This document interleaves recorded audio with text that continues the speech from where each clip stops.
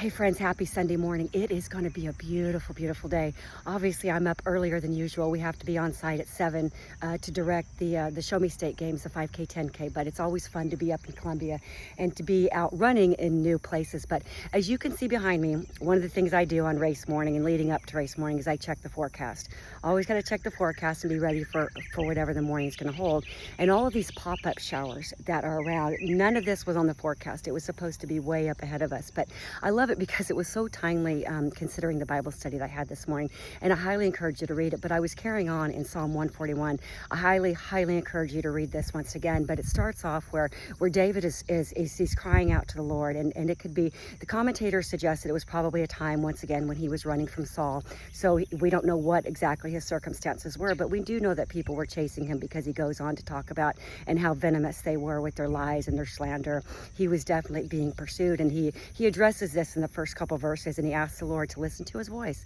Listen to my cry, Lord. But then he goes on to address his own sin first, and to ask the Lord to deal with him, to guard his heart and to guard his lips, and to bring people into his lives that would keep him on track when he went astray, because he knew, as just as all of us living in the flesh, that it's not a matter of if we go astray, it's when, and then we need to get quickly back on. But I love this in verse 8, because this is what David comes to. This is just so beautiful, because David said, but he said, I keep my eyes fixed on you, sovereign Lord.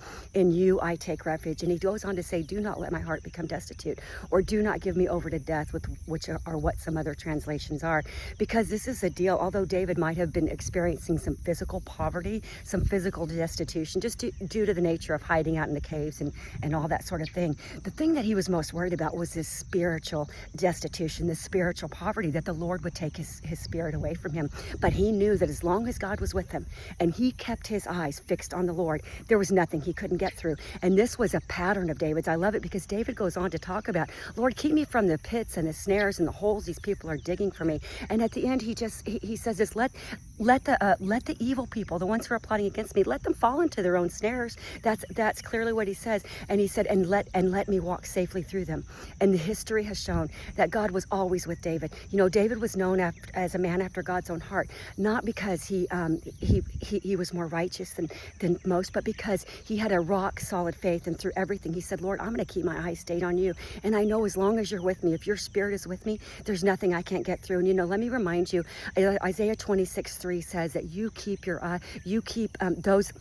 in perfect peace those whose minds are stayed on you. And John 14:27, Jesus says, my peace I leave with you, not as the world. And this is the deal. God comes to give us the perfect peace, the peace that surpasses all understanding, the peace where we ask for God to deliver us. We know that he may not deliver us out of the situation, but he will keep us safe in the situation. It's that perfect peace, that perfect tranquility with God, that oneness with God, that has perfect tranquility in the midst of chaos, not in the absence of it, in the midst of being pursued, not in the absence of it. So guys, I really, really hope that blesses you. And if you don't have this relationship, it's like this, we're all around me, right? But the one who's in perfect peace, we're not worried about these storm clouds going around. We keep our eyes on Jesus, not on the storm clouds. So I don't know what you're going through today, but my challenge to you is to keep your eyes stayed on Jesus, your heart, your mind, and your eyes, and trust him with everything. If David could trust him, we can too, because God is the same yesterday, today, and forever. I'm going to finish up my run and get off to the starting line. It is going to be a great day.